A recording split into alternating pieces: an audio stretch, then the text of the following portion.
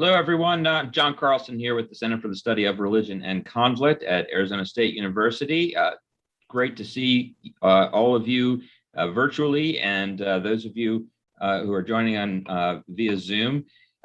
We're having today our second conversation in this two-part series on freedom and democracy since 9/11. We focused yesterday on domestic affairs and policies, and today the discussion will center around U.S. foreign policy. If you missed yesterday's conversation, you can find that on our website under asu.edu, at csrc.asu.edu on the events page, as well as all of our past events can be viewed that way too.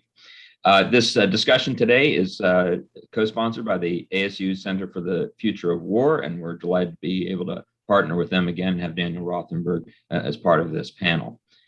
Before we get started, just a couple of housekeeping items.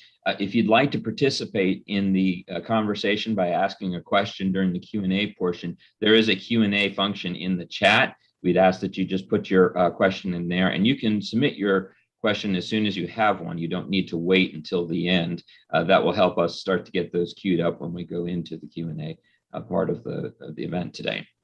And as always, you can sign up for our mailing list or join us on Facebook or follow us on Twitter. You can learn all about how to do those things on our website. So let's now turn to our discussion. Less than a month after the terrorist attacks of 9/11, the United States launched its first salvo in what would become known as the War on Terror. The U.S. invaded Afghanistan to eliminate al-Qaeda and to overthrow the government of the Taliban. Now, the provisional name for this mission, Operation Infinite Justice, and later renamed Operation Enduring Freedom, reminds us that even in war, moral pursuits and ideals such as freedom, justice, democracy carry significant weight. And that's not a new feature of American wars, going back to the Revolution, the Civil War, World War II, to give just a few examples.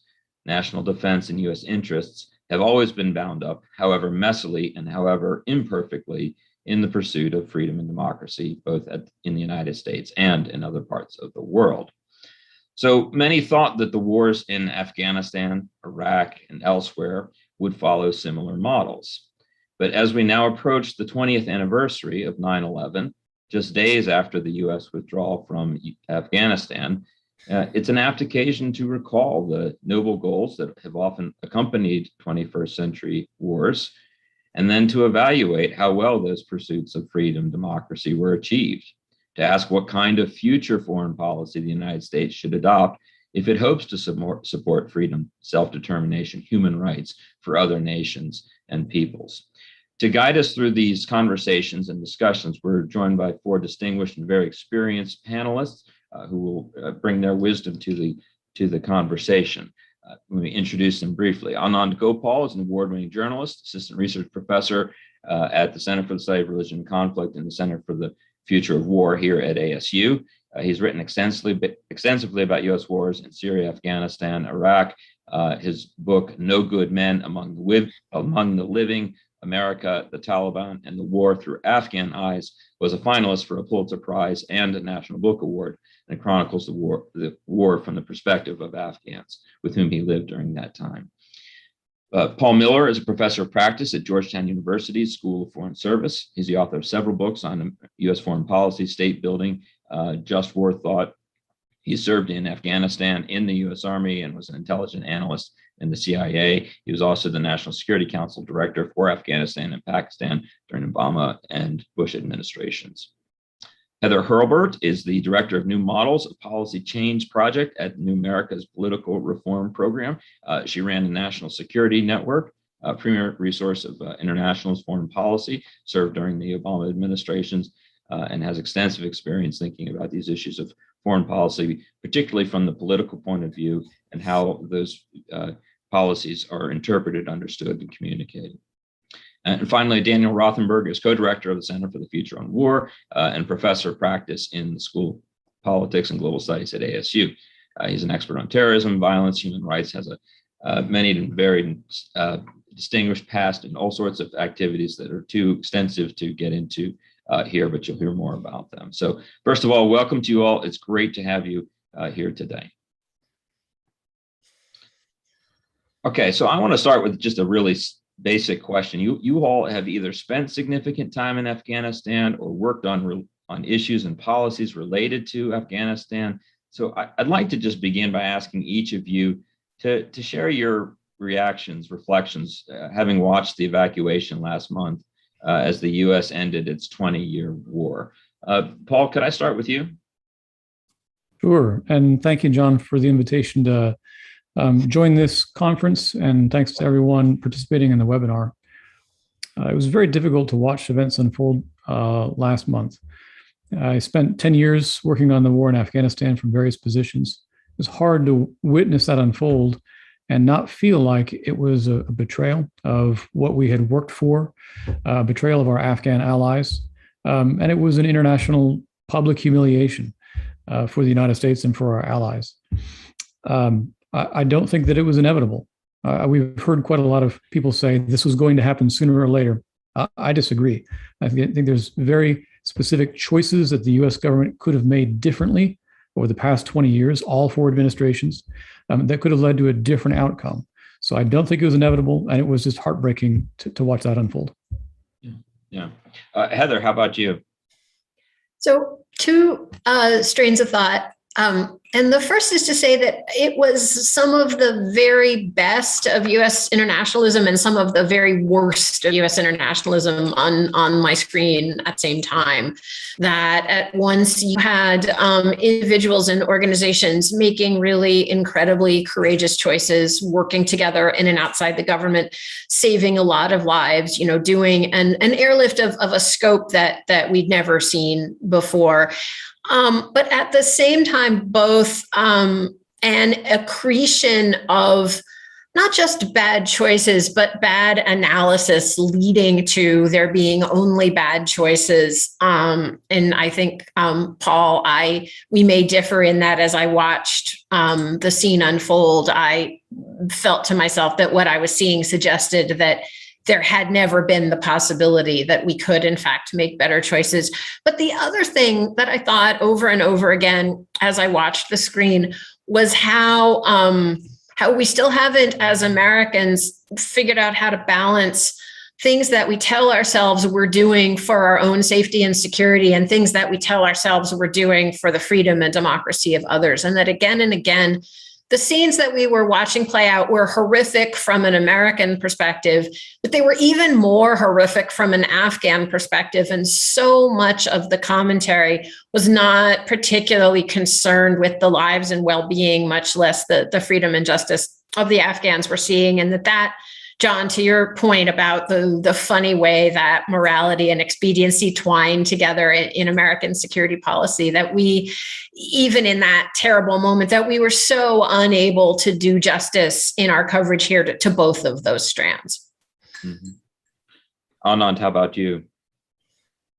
Yeah, John, it was hard for me to watch for a number of reasons. I lived in Afghanistan for many years. I had many dear friends there. I lived in Kabul for part of that time.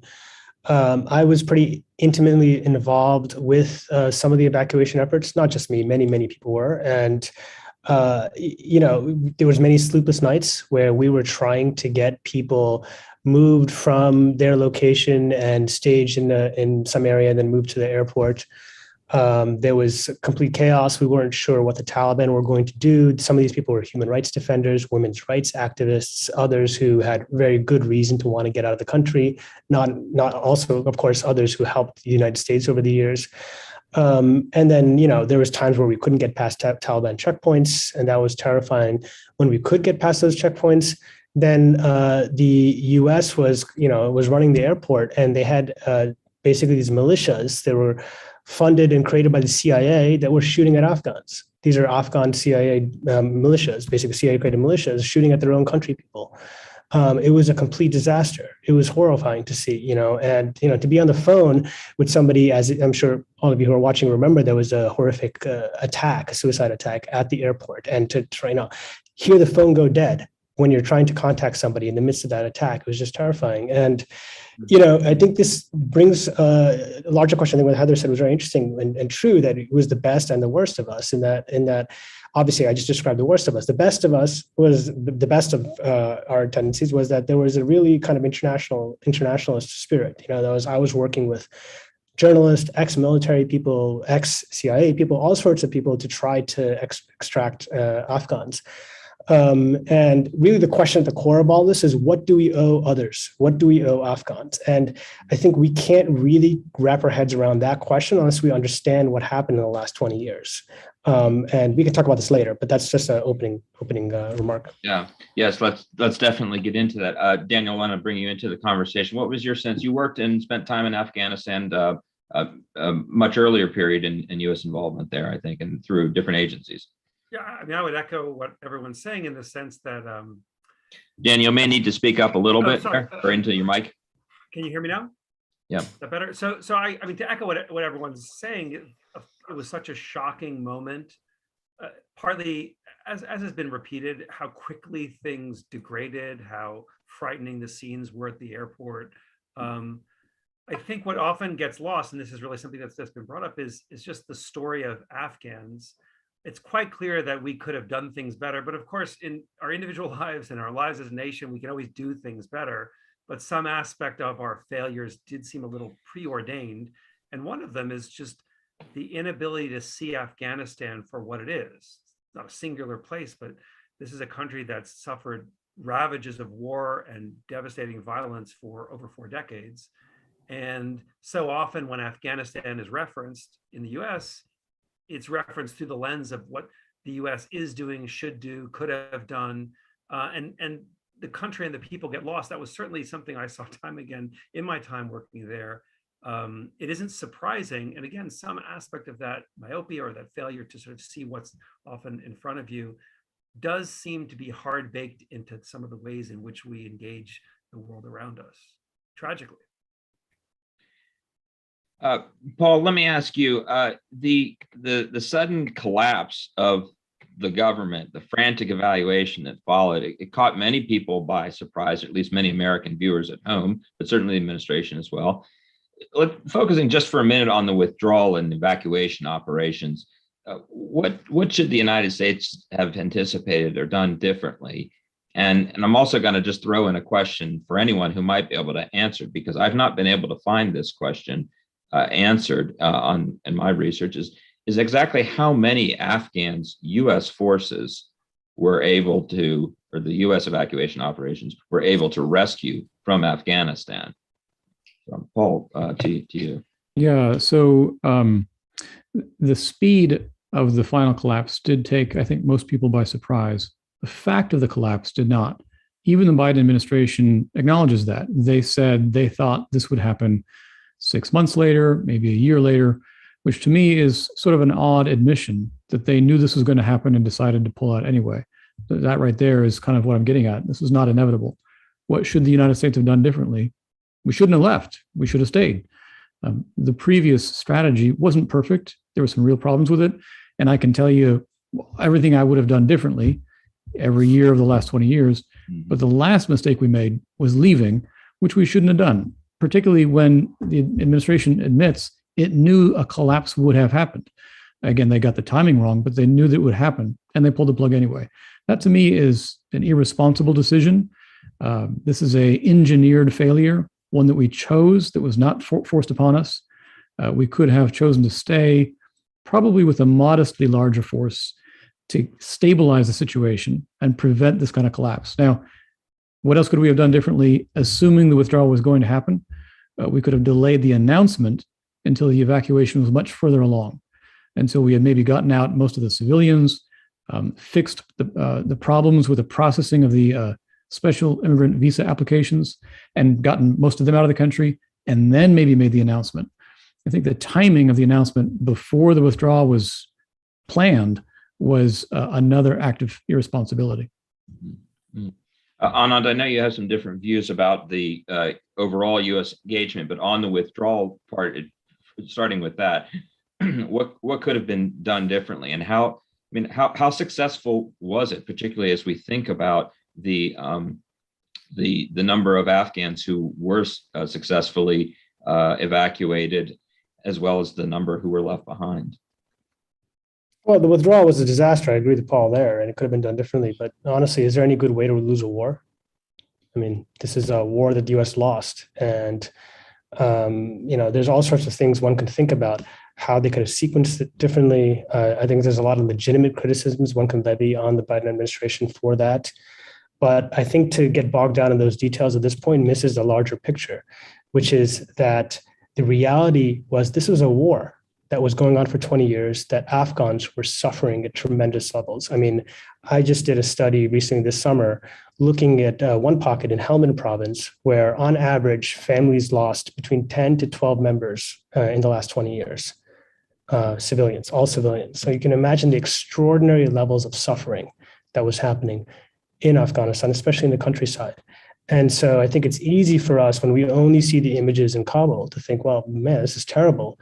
Maybe it's better just to keep the troops in, because we don't see the other side. We don't see, some of the things that I saw in the summer, where like unremitting suffering that people are going through. And so when I talk to my Afghan friends, especially those not in Kabul, their reaction now is they're breathing a sigh of relief. Doesn't mean they like the Taliban. They know the Taliban is terrible, but they just don't want to be shot. They don't want to hit a roadside bomb or an airstrike or a drone. And I think that has to be the center, morally, ethically, and then politically, has to be the center of all our deliberations about what was the right thing to do.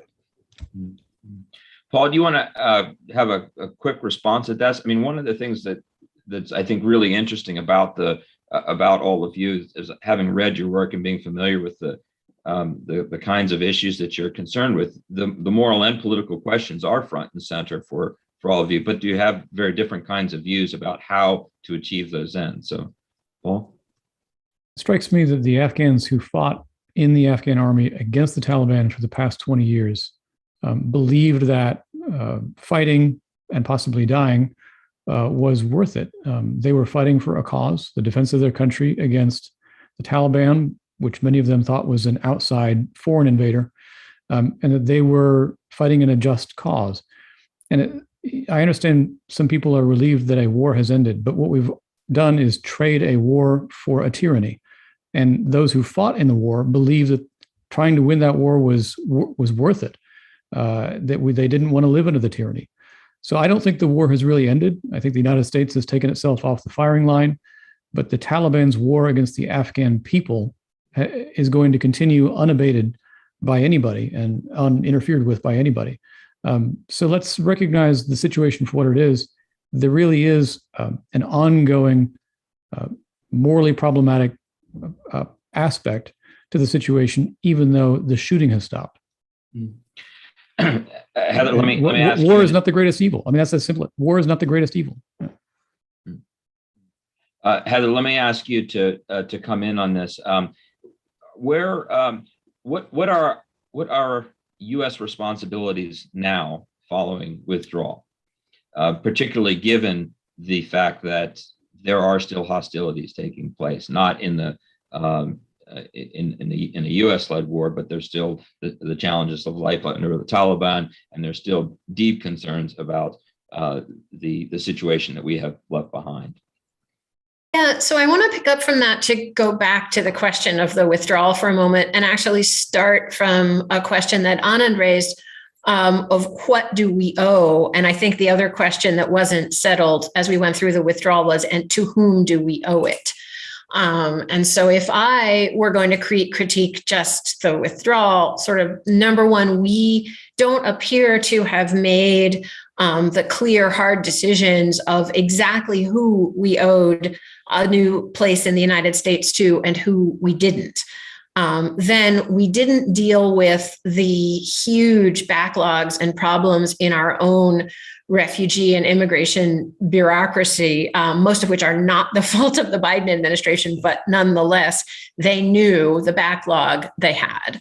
So we, and this gets to a really difficult part of the moral questions here, because it doesn't do any good to have good moral intentions if you can't execute on them.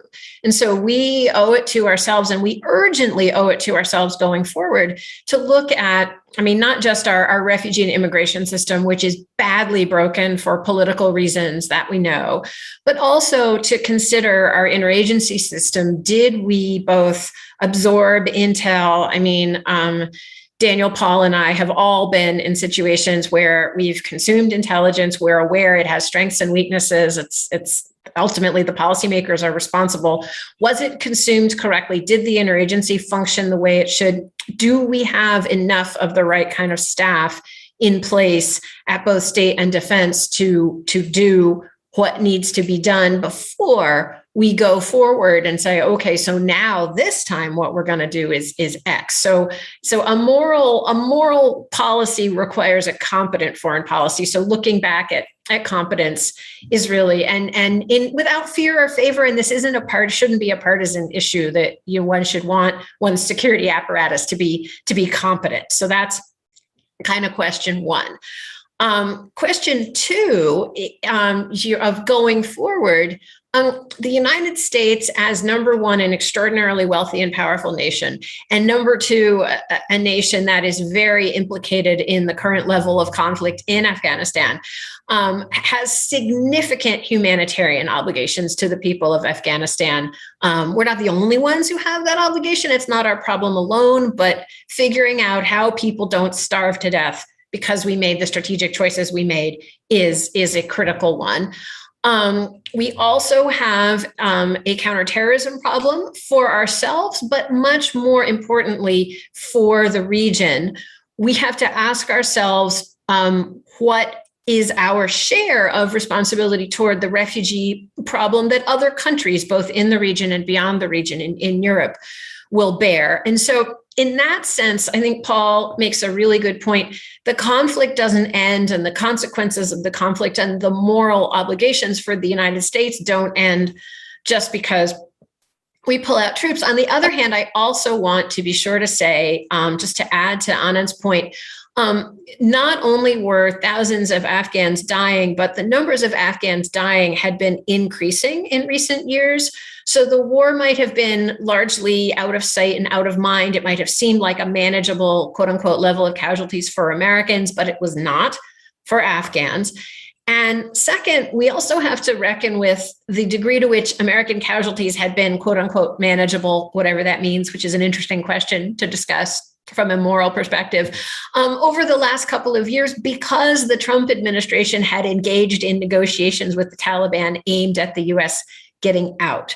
So the question, I mean, I'm a person who actually from a moral point of view thinks that we owed the Afghan people something, and it would have been good to figure out a way to contribute to the country's stability. But it's very unclear to me that a continued military presence was in fact doing that.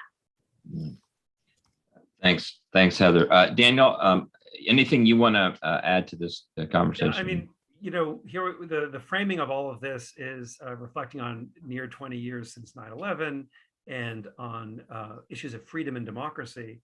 And it may seem now like the US presence in Afghanistan is largely about something called the war, but it turns out that if we can sort of go back in time a little bit, there were a number of different goals, and freedom and democracy for Afghans was widely touted, and enormous amounts of monies and efforts went into reconstituting Afghan society based on a model of a sort of central administrative state that would be able to then provide. Can you speak up a little bit, Daniel? Yeah, sorry. So I'm just saying the model in the post 9/11 era for the US and for the international community more generally was to reconceptualize Afghanistan as run by a centralized administrative bureaucratic state. And now it looks like it's all only about war, but enormous resources went into recreating the healthcare system, the education system, and the area that I worked in, rule of law and justice system. And the failures were so clear early on. This may take us away for a second from the war, but I think it doesn't. I'll give you a very concrete example.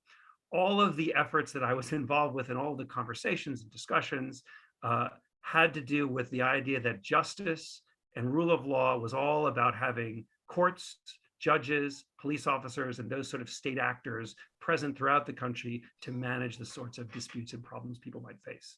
When in fact, on the ground in the reality of most Afghans involved all sorts of like local dispute resolution mechanisms, many of which had high levels of legitimacy, or at least some legitimacy among those participants, that was completely erased for many, many years of the international effort.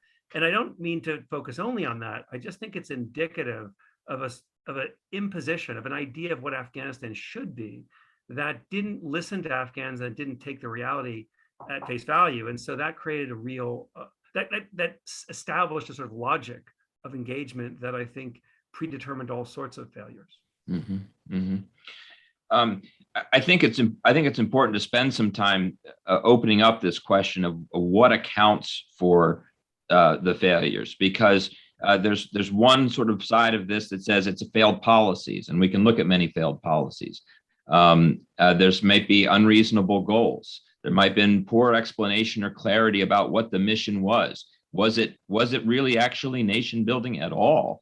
Or are there just kind of some insurmountable cultural differences that never would have permitted a kind of resolution that seemed to be the pursuit and the military objective? So I'd like us to sort of go around and talk a little bit about more, picking up on Daniel's point. And Paul, let me start with you. Well, I've often said that the United States never missed an opportunity to make a mistake in Afghanistan. We could spend all day listing off all the things we got wrong. And I think probably, I'm going to guess, we're all going to list off different things and they're all correct. We're going to come up with different lists, but put them all together and they're not mutually exclusive. I tend to focus on the big strategic decisions made by American presidents. And this is not to the exclusion of other explanations, but I point to, number one, President Bush's decision to adopt a light footprint approach, which in my view enabled the continued existence of a power vacuum throughout most of Afghanistan. And that's what allowed the Taliban to just walk right back in about 2005, start their insurgency. After that, I then point to President Obama's decision to announce a withdrawal timetable attached to his surge, and then after the surge to the rest of the troops. Every speech he gave about Afghanistan throughout his presidency was about withdrawing from Afghanistan. And that really undermined a lot of the good that his policies were actually achieving on the ground. I think Obama actually came pretty close to a more satisfactory outcome of the war around about 2012 or so, but his withdrawal timetables really undermined it. Number three, I'd point to President Trump's peace deal with the Taliban, which was a terrible deal that did not put any meaningful concessions on the Taliban. And then the fourth decision is President Biden's decision to inexplicably abide by that agreement and actually withdraw. Those four decisions are the four, in my view, strategic points of failure that created the outcome that we just saw last month. Lots of other things went wrong, lots of other mistakes, but those are the four big ones that I look at. Anand, would you care to comment either on any of those or other things that that you want to attribute to the kind of essential failures of the war? Yeah, I mean, I think those, in my view, aren't core or essential failures at all. Those are, I mean, we can talk, as Paul said, all day about strategic and tactical failures. I think there were two profoundly deep moral failures that undergird this conflict. The first one was that in 2001, when the United States invaded, they defeated the Taliban within 3 months. The Taliban ceased to exist as a coherent force by December 2001.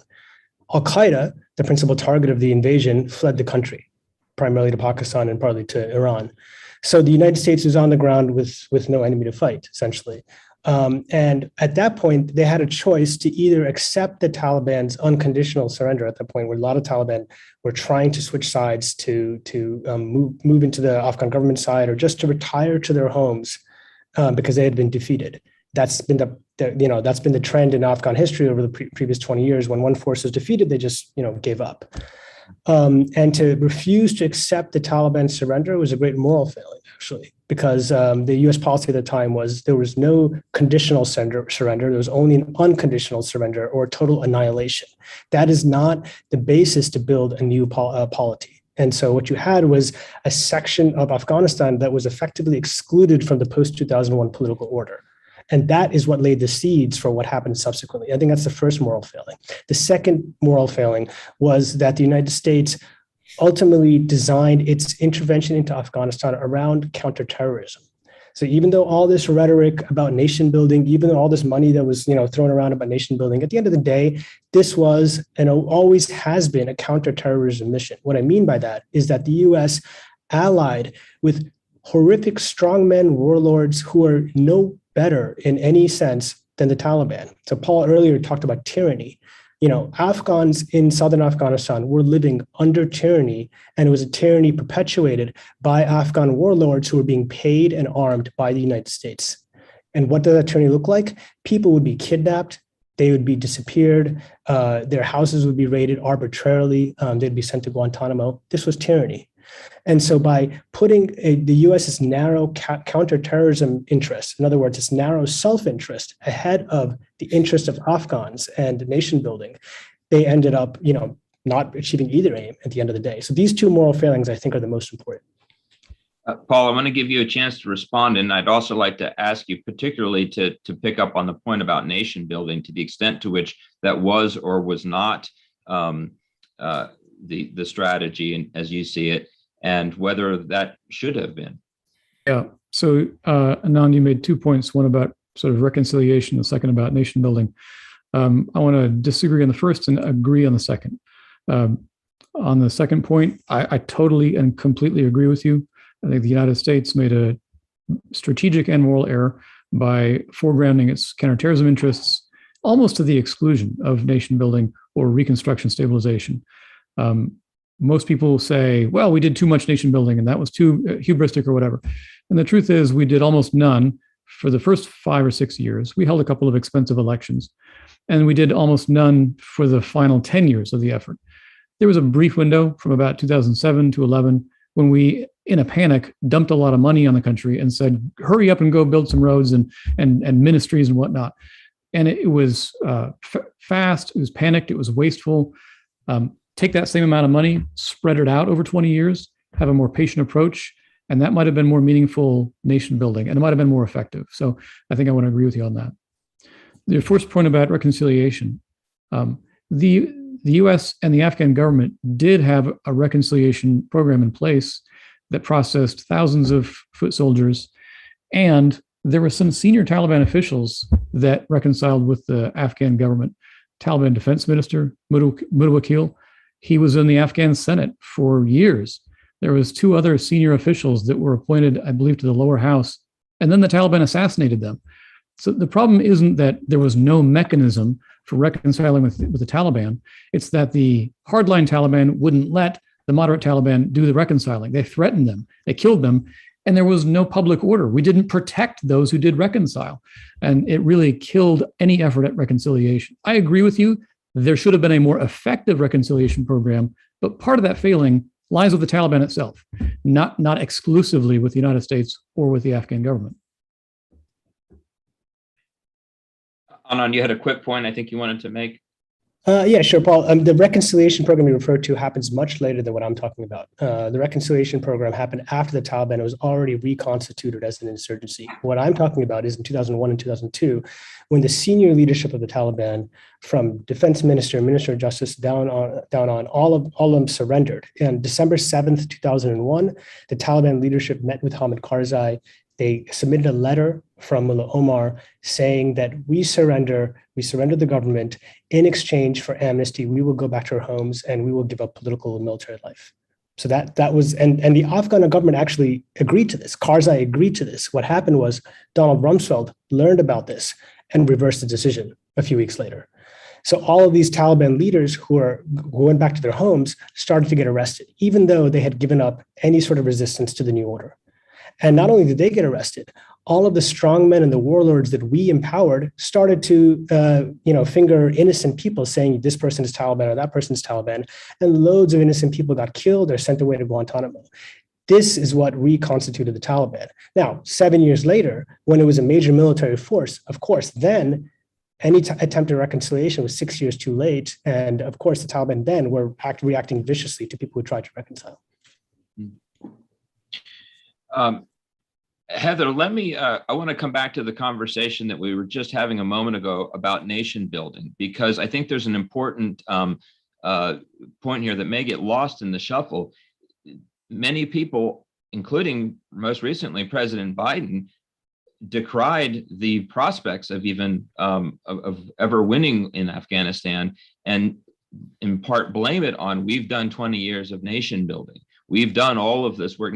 And so what I wonder about is, what kind of message does that send to American people, that they think that that's what we've been doing and that it doesn't work and that it's a failure? And I'm not trying to advocate for nation building in this particular case, but what that points to is it becomes a kind of straw man, that all of the attention gets focused there, and nobody's really thinking about, these very or talking publicly about these very important policy decisions of the kind that Paul laid out and Anand laid out. And it becomes a huge distraction. So I'm kind of old-fashioned about this, which comes from having served in the White House and the State Department and overseas during the Balkan Wars in the 90s. But you cannot nation build while you are fighting. Number one, you can't nation build. You can help nations build themselves, point one.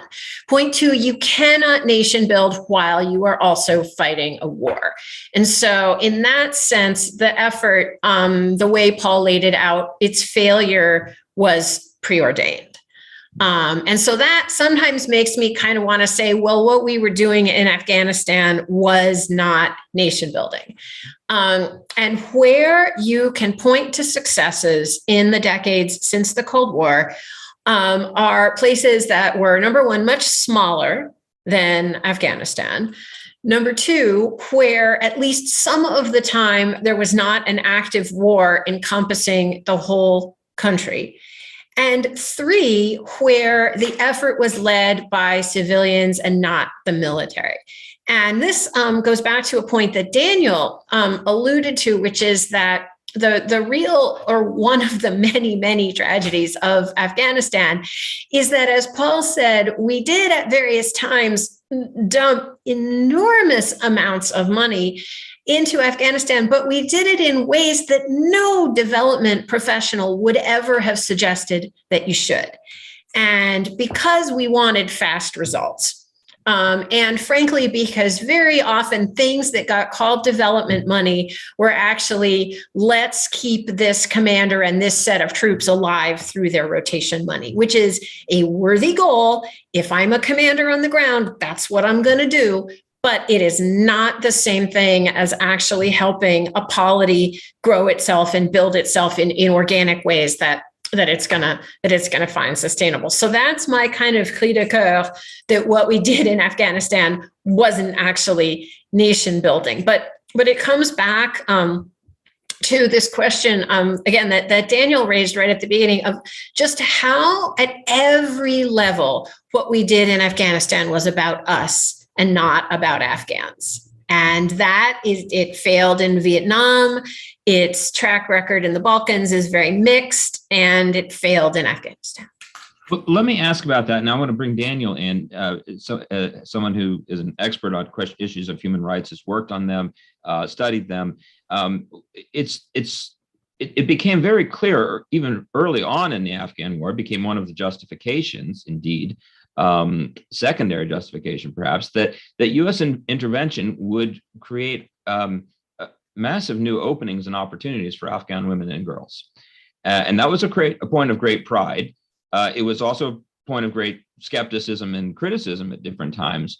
But the fact that one of the most important and urgent concerns that's been raised in the current days of the evacuation, recent days of the evacuation, was, what about the women? What's going to happen to all of those gains, hard-fought gains that not just U.S.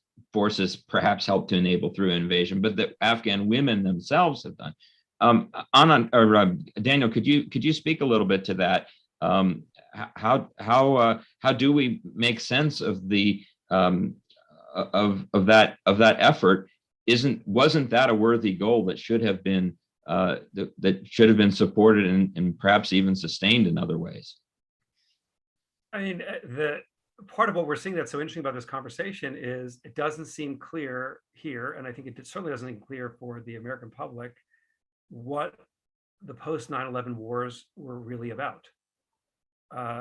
clear in both Iraq and Afghanistan, the initial military goal was achieved extremely rapidly and displayed the kind of incredible military capacity of our country, right? In defeating the Taliban and bringing down the Saddam Hussein regime. And yet afterwards, there's a mixed question. And I think one of the extraordinary things looking back 2 decades is we're still not sure what these wars, what their goal was, what their objective was.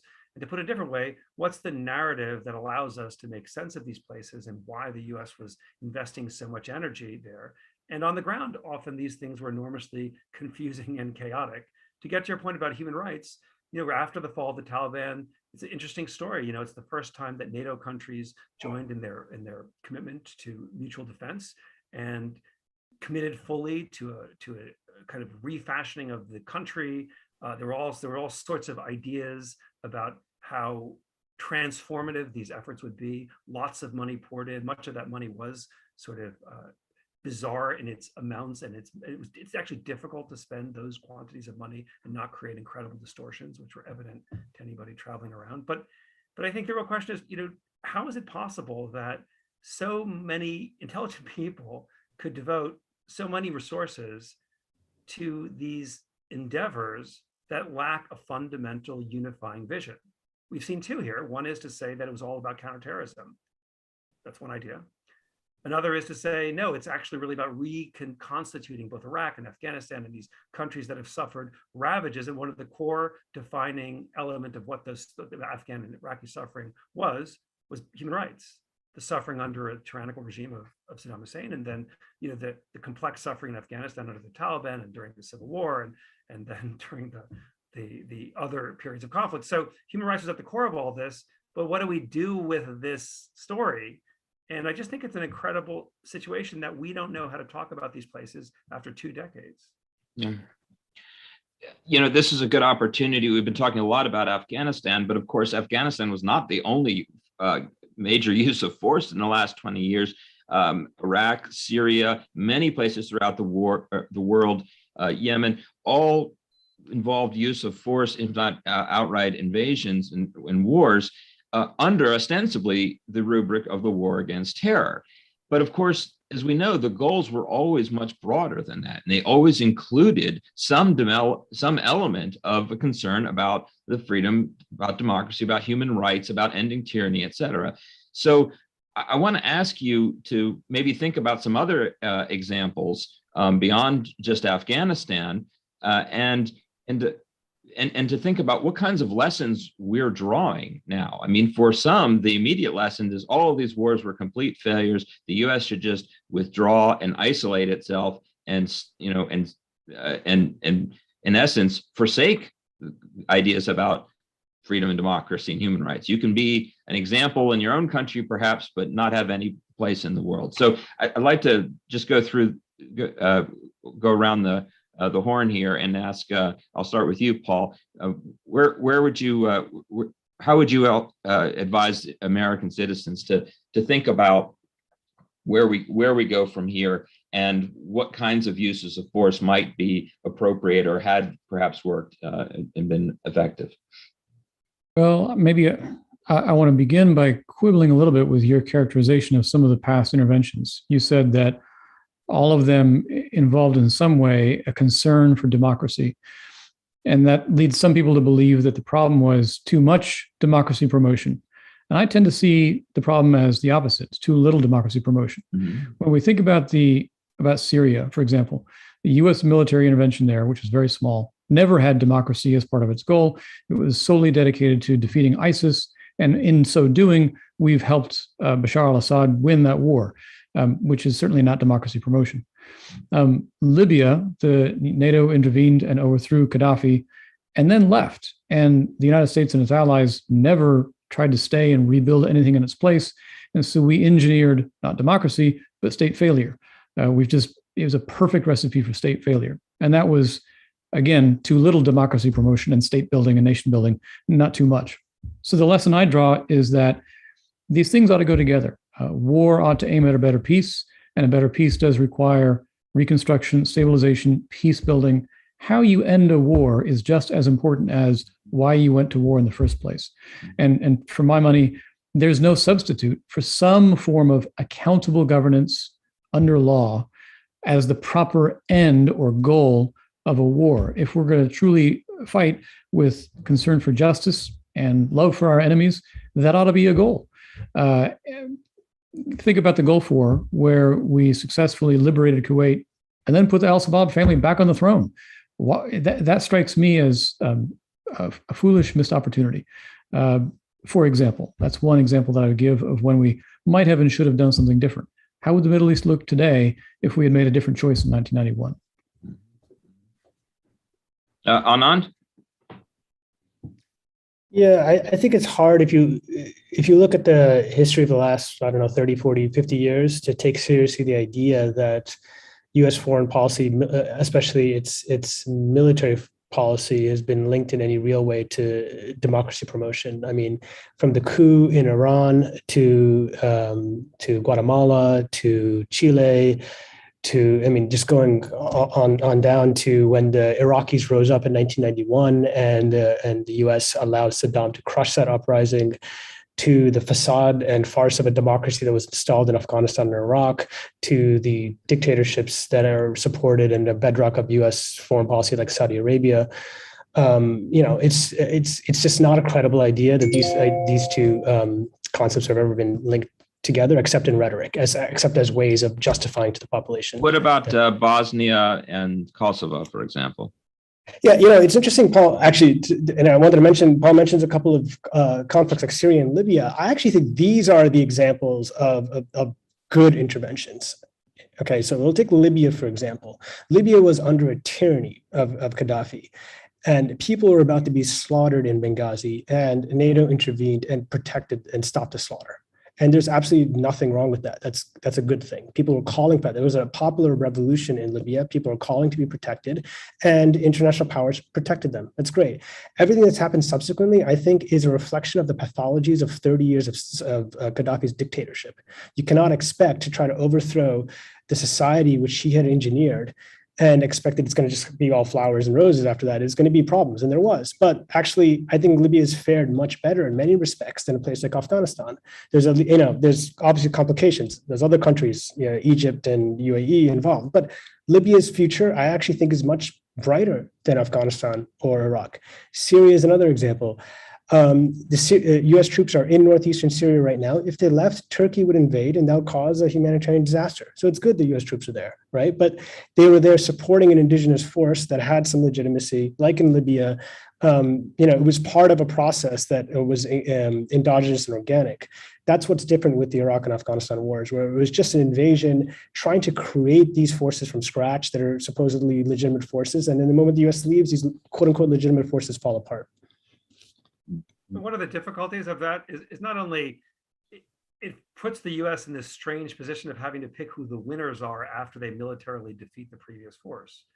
This was evidently clear in Iraq, and it's fundamentally anti-democratic, right? On the other hand, it's enormously difficult when you possess that power of occupying a country to not want to pull those you think are the right allies into the positions of power. It's an extremely difficult position to be in. It's almost hard to do that correctly. But to get to your point about whether these are failures or successes, it would be useful to get away from that, because that's just like a tick box. You won or you lost. And these wars are far more complicated than that. I think we have to figure out what should be the rubric of making sense of them. Do we look at their impact in local areas, in which case something Anand's suggesting? It's difficult to look at Iraq and Afghanistan and feel good about what's happened. Iraq, we've forgotten about it. 1 out of every 8 Iraqis were forced from their homes during the post-US successful invasion as a result of just the incredible civil war that went on, while the US actually had kind of military control over at least some aspects of the territory of the airspace. So this gets back to, John, the question you framed of what lessons would you like the American people to take?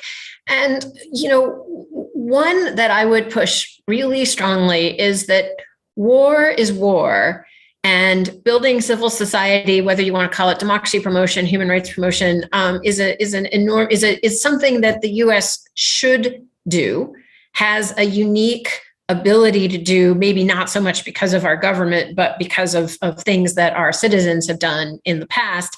but the two things shouldn't be conflated. And we, as policymakers, need to resist the urge to conflate them in our narratives, as several of you have pointed out. And we also need to resist the hope that, oh, if we're going to go do a war for whatever reason we decide, we can also do some other good things at the same time. And so that would be point one. Point two is that we want everything fast. We have this story about how fast democracy happened in the US, but of course, even that wasn't very fast. And we really need to ask ourselves whether, how long it took to happen completely here. But again, if you want to support other people's dreams of freedom and democracy, the road to that is very slow and unsatisfying.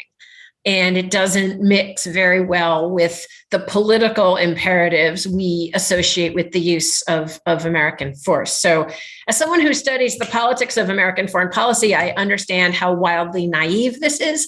And maybe I'll just close. You mentioned Bosnia and Kosovo. And as I said, I was in the State Department and the White House during that period. And, by many measures, those were our good interventions, right? They were glorious successes. I do believe that hundreds of thousands of lives were saved, very much on it in the way that you talked about the intervention in Libya. But 20, 30 years on, you can't look at the governments of Serbia, Bosnia, Montenegro, Kosovo, and feel great satisfaction about what was achieved. We did not, in fact, create EU-level democracies in those places. And there are people in those countries who are, entirely forgotten by the US, still trying to get down that road and making progress down that road, but it's not kind of a happy 1776 story. And so that's the discipline that we in the policy space need to have for ourselves, not to say, oh, the US can only do bad things and we should never do anything, but to say the road is long and it doesn't come out of the barrel of a gun in the long term. So let me ask a question, and I'll start back with you, Heather, and then work around. This suggests to me what you're saying is that our political leaders need to be more instructive. They need to level with the American people, perhaps, about what kind of patience would be involved to do some of the things. What's feasible, what's not feasible, what the strategy is, et cetera. And I don't mean necessarily just in a congressional testimony, that kind of thing where people are grilled on the Hill. I mean more like, think back to, President Obama came to office making clear in his Nobel Peace Prize address that, he's not a pacifist. But he was going to apply moral and political calculus to the way he thought about the use of force. And he's doing so right as he's announcing a major troop surge, for which he was criticized in some cases. And he made clear he was willing to rely on use of drone warfare, also highly criticized. Yet there were other things that he did that might have clear moral dimensions to them that he seemed to back away from, kind of renounced the Libyan intervention, which, as Anand was saying, was actually a success. That could have been a model had the expectations been set about what can be realized and what can't be, and what's going to look like afterwards, or even the decision not to provide some minimal kinds of support to the forces of fighting Bashar al-Assad, as Paul was saying. So that doesn't come off looking like a morally robust foreign policy of the kind that the Nobel Peace Prize address is trying to lay out. And if someone who's as patient and deliberate as President Obama was couldn't kind of convey that to people, how on earth can that be realized? So you have 30 seconds. Well, I'll go back to something I said earlier. The American people are actually quite patient around human rights. and around democracy promotion as performed by our civilian agencies. Famously, they think we spend too much on foreign assistance because they think we spend 5 or 10 times as much as we actually do. The American people don't like humanitarian military intervention. They didn't like it when Bill Clinton did it. They didn't like it once the immediate connection to terrorism was broken under Bush. They didn't like it when Obama did it. They've wanted out of Afghanistan for years. So, no, the answer is not for American presidents to talk more, to tell Americans that we can achieve things with American force and American lives that the American people have intuited we can't, or that they don't want to, but rather to be more clear about what the use of force is for and what it's not for. Paul?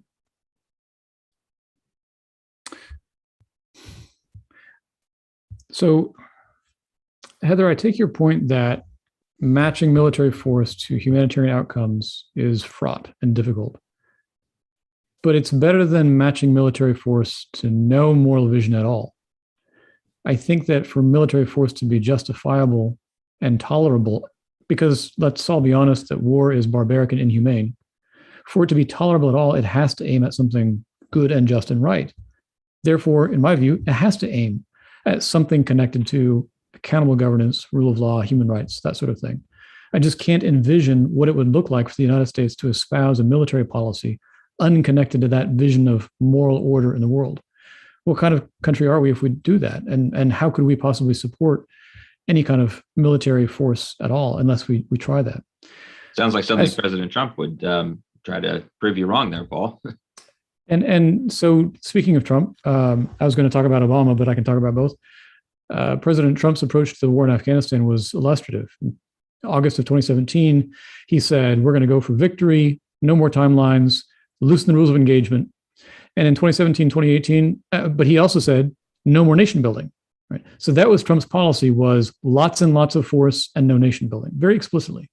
And in 2017, 2018, he turned up the volume on the bombing. And we dropped more tonnage of bombs on Afghanistan in those years than I think in all the previous years combined. It was just an astonishing amount of bombing. And that's when the civilian death toll really went up quite a bit. And what did it accomplish? Did it win the war? Did it even accomplish a decent negotiated peace? No, not at all. That vision of the use of military force was both immoral and strategically incompetent. President Obama had a very different policy, a different approach, different problem. He talked about the moral vision. You look at his Cairo speech in 2009 or his Arab Spring speech in May or June of 2011, and he said all the right things about democracy and human rights. And then, as you've pointed out, he really didn't implement that. He didn't put his money where his mouth is. He didn't have the policies to back that up. And so those are two different ways of failing to match military force to moral ends. Mm-hmm. Anand? Yeah, I agree with Paul, actually, that a military policy should not ever be divorced from humanitarian aims. I'm not a pacifist, for example, obviously, as I talked about Libya, that whatever a military policy is, it should have moral and humanitarian concerns at its center, right? The issue, though, is that if you look at the last 70 years of American history since World War II, it's not evident that the U.S. has actually ever followed that in practice. There's a lot of rhetoric about that, but in practice, it's very hard to claim that the U.S. has ever seriously tied its military aims to humanitarian policy, and that's the problem. And that's actually delegitimized the idea of any type of military policy, or military intervention. And this is what we see with Syria, for example, where there was, in my view, a justified revolution against a dictator and a tyrant. And most Americans, I think, were somewhat skeptical of what was happening and perhaps of even supporting those rebels. And the blame for that lies on the US. And it's a bipartisan blame that, both administrations using this rhetoric of humanitarianism, and who's going to take these people seriously after what the debacle in Iraq and Afghanistan? Who can actually take them seriously? And so we need to hold these people to account. If we really care about trying to tie, military intervention to humanitarianism, we need to hold the leaders of the last 70 years to account. Daniel, and then we're going to go to some questions from our audience. I completely agree. I think it seems self-evident, right, that the use of force is one of the most lean in a little, Daniel. Sorry, the use of force is one of the most significant and weighty possible things that a powerful state can engage in, and it is certainly right that any serious engagement with war and the use of the military needs to have a moral grounding. War is a form of politics, and it needs to have some purpose that's clearly elucidated, that has an ethical foundation. But if the framing of all of this is looking back on the last 20 years, we all just take a step back and don't just point fingers. We think, how do we understand what's been done for the last 20 years? How do we process it? And the one thing that comes out, I think, clearly for a lot of Americans is a certain incoherence as to the entire purpose and the entire point. And that's a failure of political leaders. It's a complex failure because, quite frankly, not that many Americans could tell you much of anything about Afghanistan or Iraq, or even where they are on a map, which tells you something about the complexity of even engaging in conflicts of this type, and just the enormous challenge of trying to present a clear narrative as to what these sorts of activities are about and what justifies them. Okay, I'm going to go to some questions. Just a reminder to our audience, you can put them in the Q&A function. And if you have a specific question that you want one of our panelists to answer, or to be sure to take a stab at, you should mention that. Otherwise, it gets thrown open or a dealer's shuffle here. Okay, first question is, I am an Afghan American who lost immediate family members in the Afghan war. What role do you think the military-industrial complex played in the Afghan war? And should the U.S. have laws or policies that prevent the influence from weapons companies on our foreign policies? So Paul and then Anand, I'll start with you there.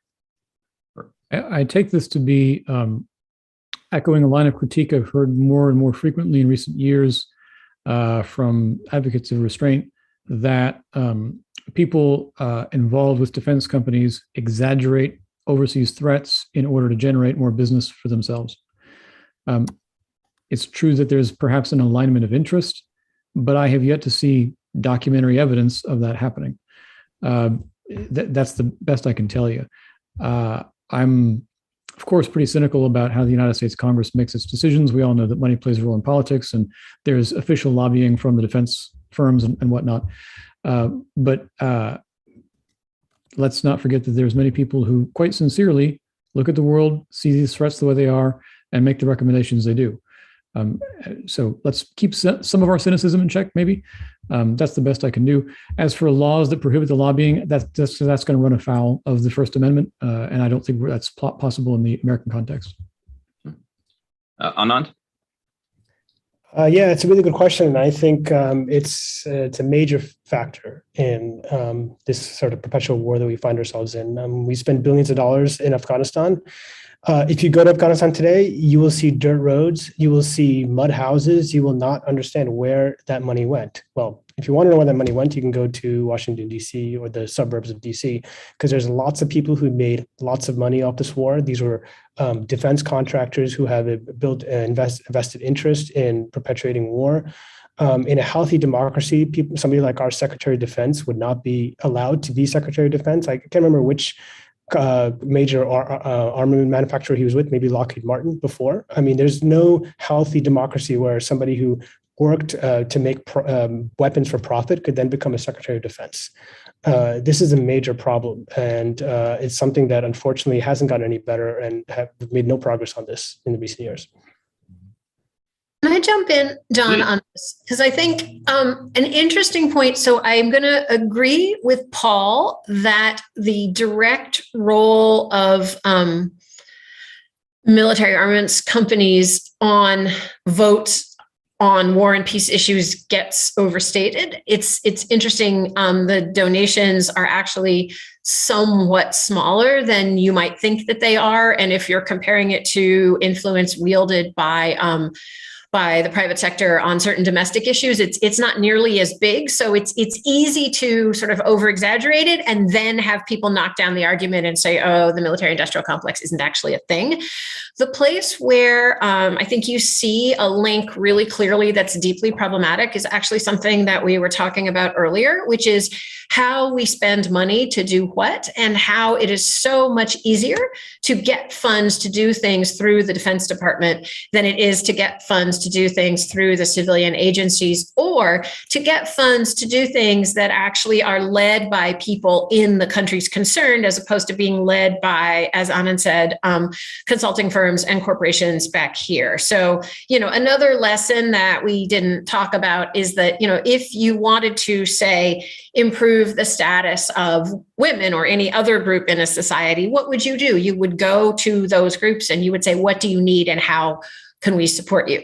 But with any group, whether it was women in Afghanistan, whether it was particular ethnic minorities, whether it was rule of law, it was about sort of, we will put out a tender to US companies that will come and do this, or we will spend money through commanders walking around funds, and then the commanders who have no training in this will look around for people that they know and trust to help them implement, who will be people who have been in the military before and are now in the private sector, which leads to a cycle like the one Anand referenced. So this is a really big problem. It just isn't quite the caricatured problem that we maybe it tends to get presented as.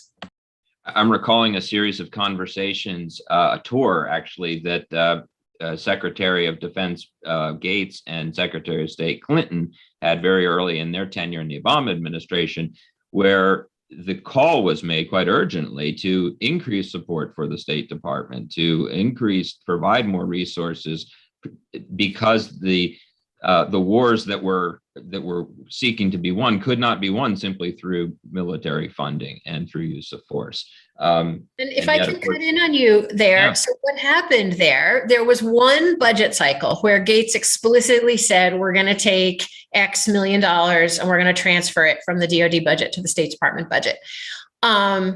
Because there's not much of a constituency for the State Department budget, and the State Department shouldn't be supporting American jobs, right? That's not what diplomacy is supposed to do, although we're supposed to pretend that that's what it does.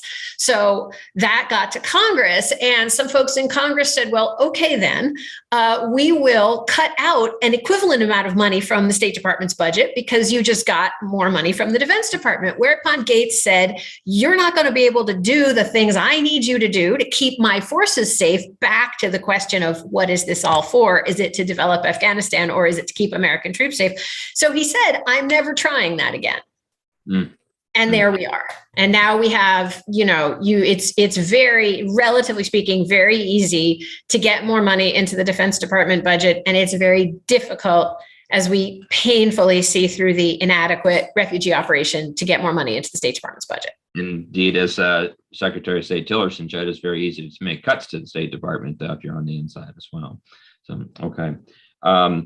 Okay, so next question, very general kind of question, but I think one that many people often have on their mind is, why does the U.S. have a history of propping up regimes that don't appear to have the support of the people? And this goes to a central question in our conversation today, which is, even if we're not concerned with democracy building, all people are concerned with some notion of self-determination, of being their own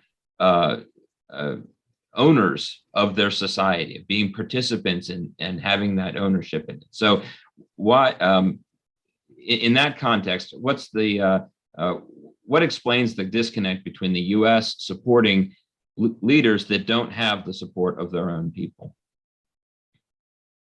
I'll just throw that out there, whoever wants to jump in on it. Well, in some cases, in very few cases, I think it's a necessity. We should remember that the United States allied with the Soviet Union itself to defeat Nazi Germany. And I think that was appropriate and good strategy, right? It's rare that the necessity is that stark and points in that direction. I think in the Cold War, the United States did it far too often and far more than necessary. I want to, remember that President Bush unlike most of his predecessors, did try to be a little bit more consistent about this. During the early years on the war on terror, we had some kind of partnership with Uzbekistan, and he walked away from it after there was I want to say a massacre in 2005. The details are a bit fuzzy, but that's one example of how President Bush did try to be consistent, matching his rhetoric about democracy with the reality of it. He also tried to actually openly criticize Saudi Arabia and Egypt, which most American presidents didn't do. So yeah, we do have that record. Sometimes it's necessary. We often do it when it's not necessary. I'd love to see us be more consistent. Why do we do it? Because it's convenient and easy. And here maybe my cynicism is coming out. It's harder to be genuinely committed to global democracy. Look at all the criticism that Bush got for his rhetoric. And it's just cheap and easy to kind of go with the world as it is. Anand? Yeah, democracy is a messy thing. And the problem with self-determination is sometimes people are going to determine to have political expressions that you don't align with. I mean, a classic example is when in Gaza, they elected Hamas as, what happened. The U.S. responded and Israel responded with blockades and other such things. So when you allow people to choose their own fate, they may choose a fate that you don't align with. Iran is another example. When they elected, when Mossadegh became prime minister in the early 50s, he wanted to nationalize the oil that went against the U.S. corporate interests. And so they engineered a coup to overthrow him and install a dictatorship. And this gets back to our earlier conversation where U.S. foreign policy generally has been realpolitik type, is a realist policy, whatever the rhetoric is. It's always been a realist policy. As all states have in practice a realist policy, but they have a rhetoric that says that they want to support all sorts of ideals. And then what happens is that in reality, when people have different designs and aims, and people in the U.S. or other, not just the U.S., other major powers will intervene against them. That's always been the problem, I think. So, Anand, just a real quick question: what if all states always have a realist policy?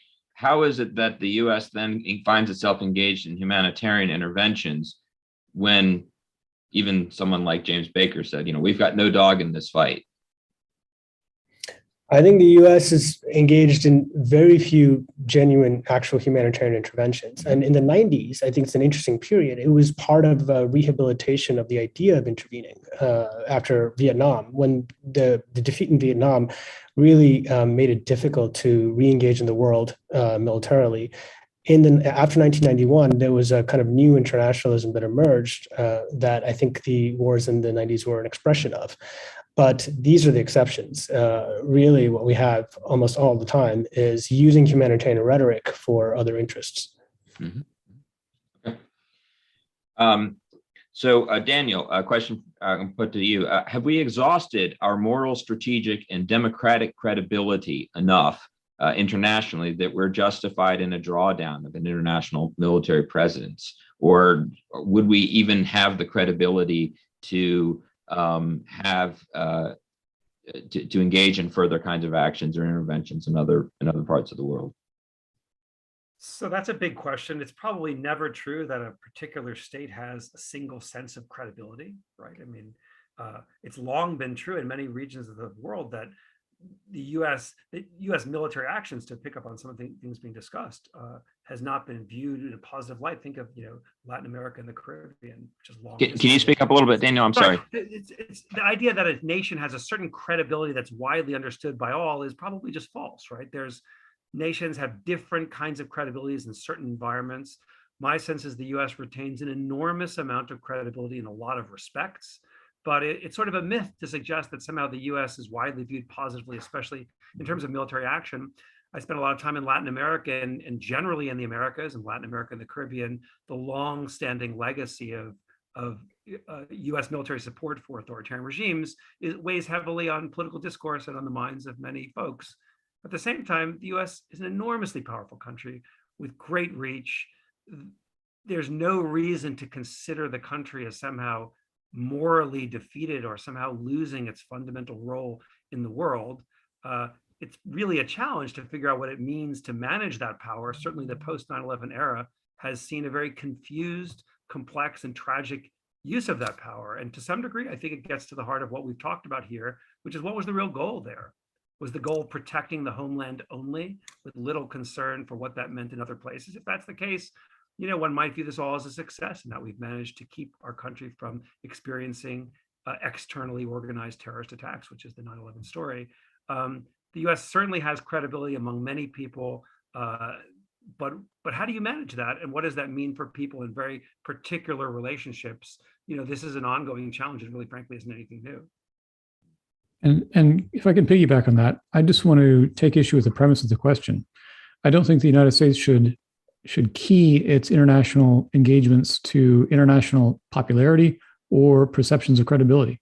Our international engagements should take its cue from American national security interests, full stop, whether it's perceived as credible or popular or not. I think the challenge for statesmanship is to harmonize our selfish national security interests with the international common good.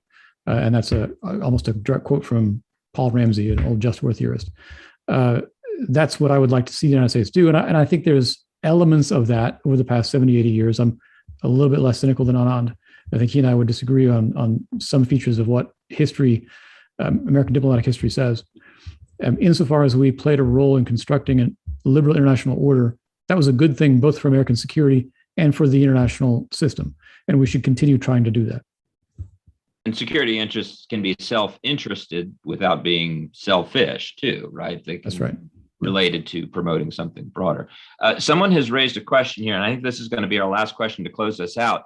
We are a Center for the Study of Religion in Conflict. We've not really talked about religion. So the 9/11 brought into stark relief the role of religion in international affairs through terrorists who had who were drawn to a certain form of Islamic fundamentalism.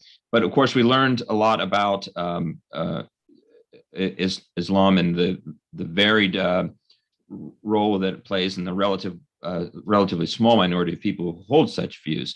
So I'd like to close out by thinking about the role of where are we now 20 years later as we think about the role of religion in international affairs, and particularly the role of Islam in self-determination movements, in whether that's Afghanistan, Syria, Iraq, and even the role of religious ideas among Americans as they think about the U.S. role in the world and its commitments to freedom and democracy. So kind of a big question. You can take bits or pieces of it. And Anand, I'll start with you, and we'll go around the horn here.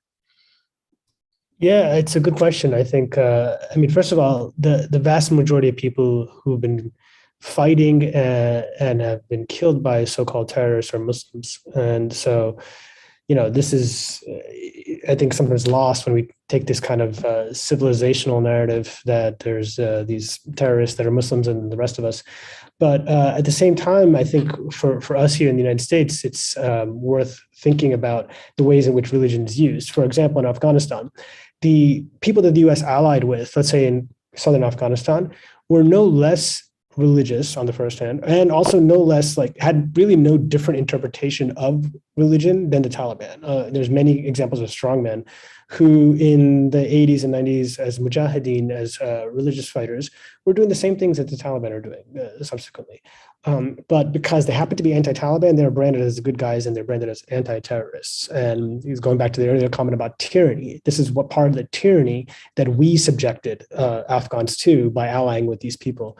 That's one example of the kind of way in which religion is kind of invoked and used. Another example on the opposite end of the spectrum is in Syria, where the U.S. is backing the Syrian Democratic Forces, which are majority Kurdish. And, there's a kind of commentary, you see often about how these Kurds are secular and the women don't wear hijab, et cetera, and therefore they're somehow better and more worthy partners of the U.S. than others, which I think also betrays a kind of latent kind of anti-Islamic religious bias. And both of those kind of exist at the same time, which is kind of fascinating to me.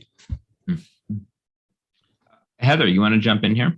Yeah, no, to pick right up from that. I mean, one of the things I think, looking back on the sweep of what's happened both abroad and in our own country since in the decade since 9/11, is to see how much Al-Qaeda and the Taliban we can see them as a harbinger of lots of movements in lots of other places, of the appeal of religion and of organizing around more fundamentalist or essentialist approaches to religion when faced with the onslaught of modernity and inequality. And that we, we maybe had an opportunity to learn one set of lessons from that. And instead we learned a different set.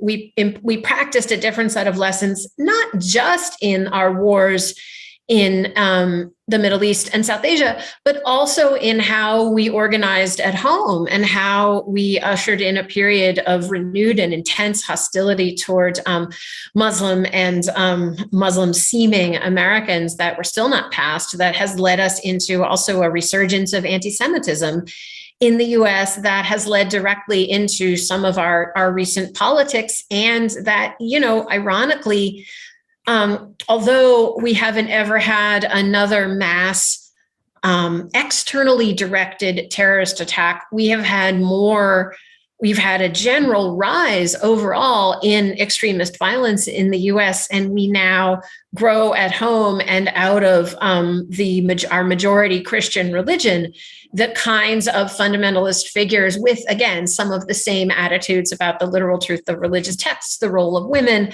the role of others who don't follow the same practices that we saw overseas. So, and I mean, I make this critique with great hesitation, being an observant Christian myself, and I don't like to get into the sort of religion is bad space that this conversation can easily take us into. But we had a chance to see what happened on 9/11 and its aftermath as being about something larger than Islam. And the fact that we were so eager to make it into something about Islam has really come home to roost on us. Thank you for making that particular point about wanting to avoid that religion is bad space. That's one of the very missions of our center, is to explore how religion is complicated and multivalenced and at work in subtle as well as explicit and apparent ways, and constructive ways as well as destructive. So really very, very important points that both you and Anand have made. Daniel, I'm going to turn to you and then give Paul the last word on this. Sure. I mean, war demands enemies. And in the traditional state-on-state wars, the enemy is defined by the polity, and soldiers are just representatives of that state. And when the war ends, you can then restructure the relationship. Think of how Europe's changed. France and Germany get along. French and Germans manage affairs. And one of the complicated discourses and narratives of the war on terror is it's been about belief systems. The enemy has been constructed as people who believe in certain things with minimal understanding of really what that belief is. And it makes it very taxing on defining who the enemy is and what the struggle is.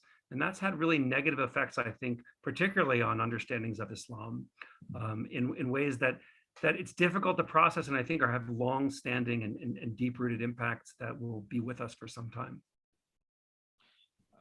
Paul, as someone who's thought a lot about this from multiple points of view, particularly thinking through the just war tradition and the religious influences of that. Again, the original question was, the 20 years on now from 9/11, how should we think about the role of religion in international affairs and some of the many kinds of cases in which we've been involved now?